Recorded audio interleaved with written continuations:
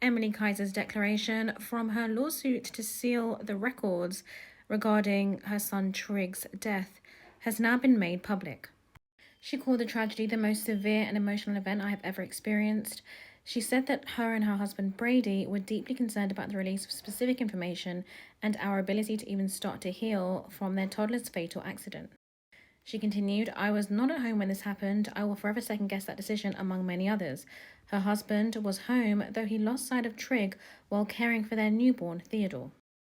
Our love for our children has been shared and expressed worldwide, given my role as a social media personality with many followers across a number of social media platforms. Nothing we have shared as part of my profession has depicted or been intended to depict anything but deep and adoring love within our family. That is how it should stay forever in my mind and the minds of all others. The story of Trig's tragic death has been all over the news, social media, and online. I am now aware that Trig's death was announced on social media less than 2 hours after he passed.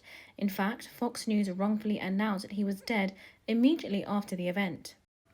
She also described helicopters circling our house and recording footage to be published. Media has come to my front door asking for comment.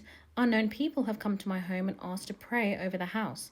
Cars have parked outside of my house and driven back and forth, with cameras out their window waiting for views.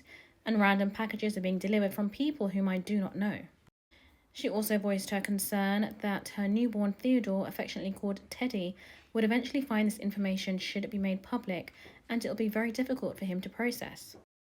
She continued, knowing that intensely devastating personal information like that, which various people have sought could be placed on the internet where it will live forever, haunts me, wondering whether Teddy, through his own curiosity or having it thrust upon him by another, could have to live through this horror on his own at some uncertain future date.